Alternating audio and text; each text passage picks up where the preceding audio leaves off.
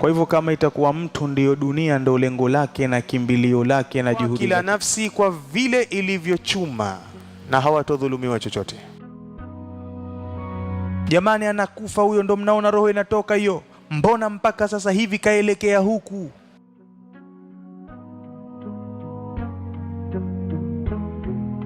Sheria yetu ya Kiislamu imeelekeza ya kwamba mtu anapokufa kisha akasifiwa au akasemwa vizuri na wale walioko hai, athanau ala almayit, kumsifia maiti kwa mambo mazuri.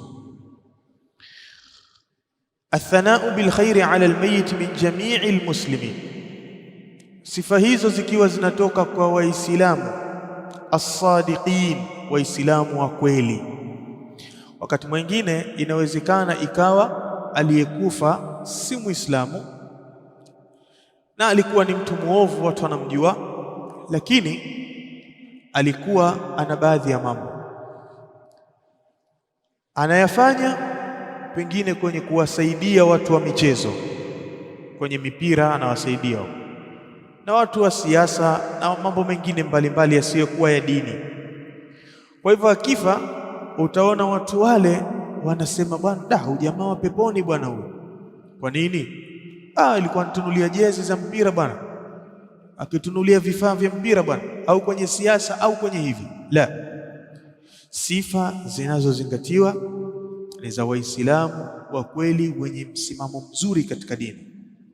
Aqallu ithnani, kwa uchache wapatikane watu wawili wamekaa hivi wanamzungumza yule bwana kwa mambo mazuri, min jiranihi al-arifina bih, wakiwa katika wale majirani zake ambao wanamtambua yeye vizuri, min dhawi salahi wal ilm, katika watu wenye msimamo mzuri, as-salah, watu walionyooka na watu wenye ilmu, watu ambao wana istiqama nzuri katika dini yao. Mujibun lahu aljanna, hilo jambo litamwajibishia mtu kupata pepo. Kwa hivyo hakikisha unaishi na watu katika maisha yaliyokuwa mema, kama Mtume alivyohusia, wa khaliqin nasa bi khuluqin hasan, ishi na watu kwa tabia nzuri, kwa sababu inawezekana kwa yale matendo yako uliyoyafanya ikawa wewe huna vigezo kwa matendo yako, lakini kwa sababu ulikuwa unawafanyia watu mambo mazuri, kuna ibada ambazo unazifanya wewe baina yako na Allah subhanahu wa ta'ala, unaswali, unafunga, hizi ni baina yako na Allah. Zinawezekana ibada zako hizi hazina vigezo vya kukupa pepo, lakini muamala wako na watu ukawa ni mzuri, hiyo ndio ikawa sababu ya wewe kupata pepo. Kwa nini? Kwa sababu baada ya wewe kuamiliana na watu vizuri, ukiondoka duniani wakakusema vizuri, sema subhanallah, huyu jamaa alikuwa hivi, alikuwa hivi, alikuwa hivi. Yale mazuri sasa wanayokusemea sasa, yale ndio yanakuwajibishia pepo wewe. Wafihi ahadith, zimekuja hadith nyingi. Al-awwal an Anas radiyallahu anhu qala, ya kwanza imekuja kutoka kwa Anas, anasema marra ala an-nabi au murra ala an-nabi bi janaza, lilipitishwa mbele ya Mtume sallallahu alayhi wasallam jeneza, fa uthniya alaiha khaira wa tatabaat al-alsinatu bil khair, lile jeneza likasifiwa kwa mazuri. Maiti huyu alikuwa hivi hivi hivi hivi hivi, kwa mazuri, na ndimi za watu zikafuatana katika kutaja mazuri yake. Huyu kasema hili, huyu kasema hili, huyu kasema hili. Faqalu, wakasema, kana ma alimna yuhibbu Allah wa rasula, huyu mtu alikuwa, kwa ilmu tunayoijua sisi, tulikuwa tunamuona anampenda sana Mwenyezi Mungu na mtume wake, ni mtu wa ibada, ni mtu wa khairi. Anasema faqala an-nabiy sallallahu alayhi wasallam, mtume akasema, wajabat wajabat wajabat, mara tatu, imewajibika imewajibika imewajibika.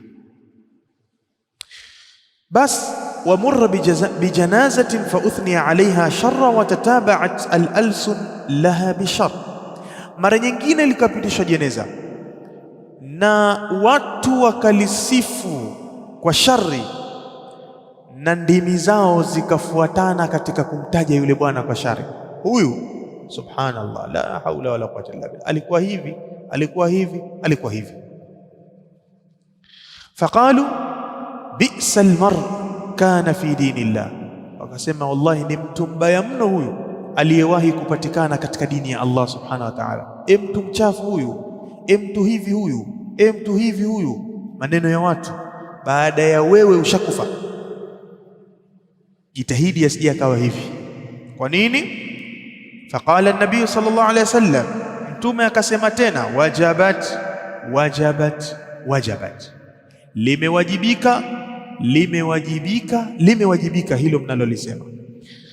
Faqala Umaru, pale alikuwepo sahaba mtume Umar ibn al-Khattab, akasema fidan laka abi wa ummi ya Rasulullah, na apa kwa Allah subhanahu wa ta'ala, niko tayari kukukomboa wewe kwa kumtoa fidia babangu na mamangu. Hiki ni kiapo walikuwa kiapa masahaba, kiapo kizito sana hicho cha kuonesha utiifu wao kwa mtume sallallahu alaihi wasallam na mapenzi yao. Manake akimwambia kwamba ikitokea Rasulullah yupo katika balaa na huyu sahaba anaambiwa ili huyu mtume limuepuke balaa hili, basi wewe sahaba, wewe umtoe fidia ya mama yako na babako, huyu baba yako na huyu mama yako wafe hawa wawili ili mtume aokoke. Basi hivyo ndivyo walivyokuwa kila kiapo masahaba wakimwambia mtume sallallahu alaihi wasallam, fidaka abi wa ummi, wallahi niko tayari kumtoa fidia baba yangu na mama yangu ili wewe uokoke. Wako tayari kwa lolote. Haya, akishakuapa hivyo akasema, murra bi janazatin fa uthniya alaiha khaira fa qulta wajabat wajabat wajabat, wa murra bi janazatin fa uthniya alaiha sharra fa qulta wajabat wajabat wajabat. Hapa palipitishwa jeneza likasifiwa kwa mazuri, ukasema wajabat wajabat wajabat, imewajibika imewajibika imewajibika. Na likapitishwa jeneza likasifiwa kwa mabaya, ukasema tena vile vile wajabat wajabat wajabat. Faqala Rasulullah, mtume akasema kumwambia Umar ibn al-Khattab radhiyallahu ta'ala anhu, man athnaytum alayhi khaira wajabat lahu aljanna, yoyote yule ambaye mutamsifia juu yake kwa mazuri, wallahi imemwajibikia pepo. Mara tatu imemwajibikia pepo. Wa man athnaytum alayhi sharra wajabat lahu an-nar, na yule ambaye mtamsifia kwa mabaya umemwajibikia moto vile vile. Almalaikatu shuhadaullahi fi samaa, malaika ndiyo mashahidi wa Allah huko juu mbinguni. Wa antum, na nyinyi wanadamu, shuhadaullahi fil ardh, nyinyi ndiyo mashahidi wa Allah katika ardhi. Mukitoa ushahidi kwamba huyu mtu alikuwa mzuri, ushahidi unapokelewa, na mukitoa ushahidi kwamba huyu mtu alikuwa mbaya, ushahidi unapokelewa. Antum shuhadaullahi fil ardh, antum shuhadaullahi fil ardh. Mtume akalirejea jambo hili mara tatu. Watu unaoishi nao ndio mashahidi wako kwa uzuri wako na ubaya wako. Watu unaoishi nao, chunga sana. Na mbaya zaidi, hutokuwa na nafasi ya kuja kukirekebisha kile ambacho baada ya wewe kufa wao watakusemea vibaya. Huwezi tena sema labda nirudi nije nikirekebishe. Rekebisha sasa hivi, ishi na watu vizuri sana. Wa fi riwaya, na katika riwaya imekuja walmu'minuna shuhadaullahi fil ardh, waumini. Ndio maana tukasema lazima iwe watu wazuri, isije ikawa mtu anasifiwa na wabaya. Maanake kuna watu mathalan, hawa wasanii hawa wanaoimba majimbo hawa ni waovu na wanasababisha maovu. Maanake watakusanya watu pahala kwenye uwanja au kwenye klabu hivi, kwenye nini, watu watalewa, pataimbwa majimbo hapo, baadaye watu watalewa.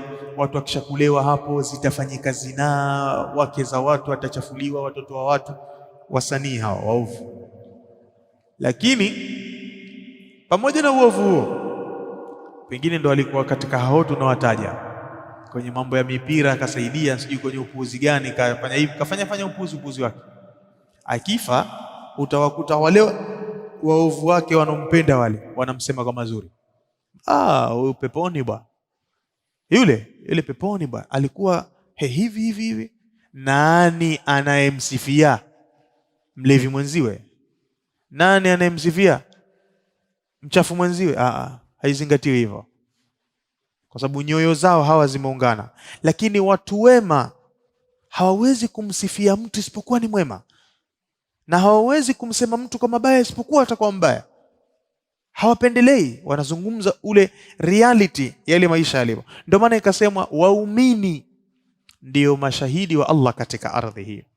Kisha Mtume akamaliza kwa kusema inna lillahi malaikatan, hakika Allah anao malaika wake, tantiqu ala alsinati bani adam, wanatamka kama inavyotamkwa katika ndimi za wanadamu, bima fil mar'i, kwa yale mambo yanayomhusu yule mtu maiti, min alkhairi washarri, katika mambo ya khairi na shari. Kwa hivyo anapokufa yule mtu, watu wakawa wanamsifu kwa mazuri, yale malaika wanayarekodi vile vile, wanasema na wao. Watu wamekaa hapo wanasema huyu mtu alikuwa mzuri, huyu mtu alikuwa hivi. Kuna malaika wanafuatisha, yani kama tape recorder vile. Ukiwa unazungumza alafu umeweka record, maana yake utakachokisikia katika record ni kile unachokisema. Vile vile ndivyo kuna malaika wako hivyo, ukisifiwa kwa mazuri wanaekot vile vile, na wao wanazikariri zile sifa nzuri. Na hiyo ni katika alama ya wewe kufanikiwa. Maanake malaika maalumu hao, inna lillahi malaikatan, hao ni malaika maalum Mwenyezi Mungu amewaweka. Baada ya wewe kufa, jeneza lako linapitishwa, wanafuatilia watu wanasema nini, maalumu. Wakisema mazuri wanayakariri yale mazuri mpaka kwa Allah. Watu wakisema mabaya yanakaririwa yale mabaya mpaka kwa Allah, na hiyo ndio inakuwa ima kumwajibikia kwake pepo au kumwajibikia kwake moto. Hapo utaona tunajifunza nini hapo tunajifunza Muislamu kabla ya kufa anatakiwa hakikisha anaishi na watu vizuri.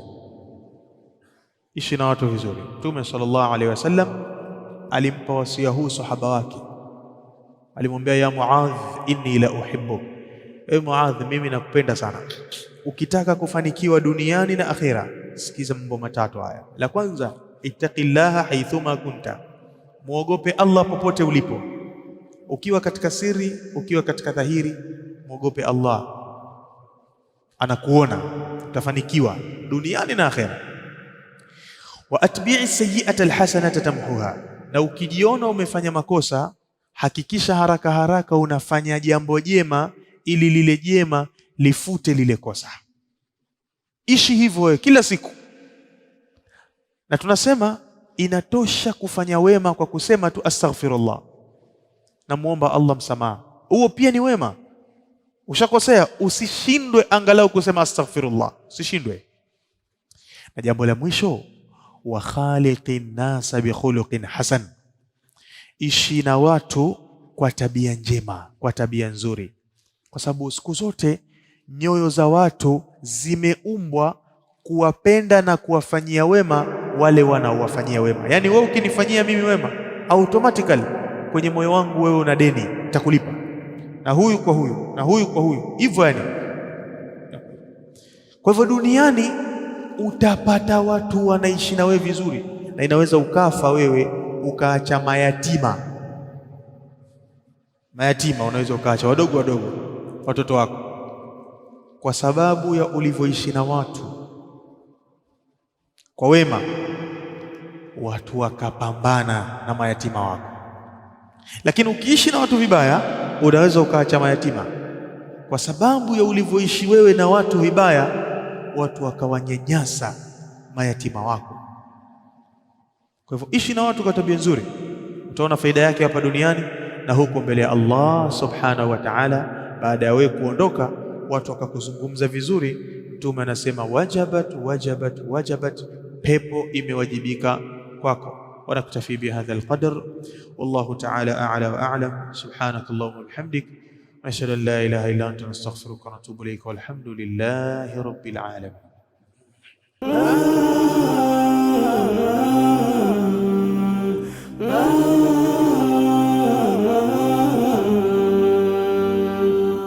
Al Hajar TV, mwangaza kwa umma.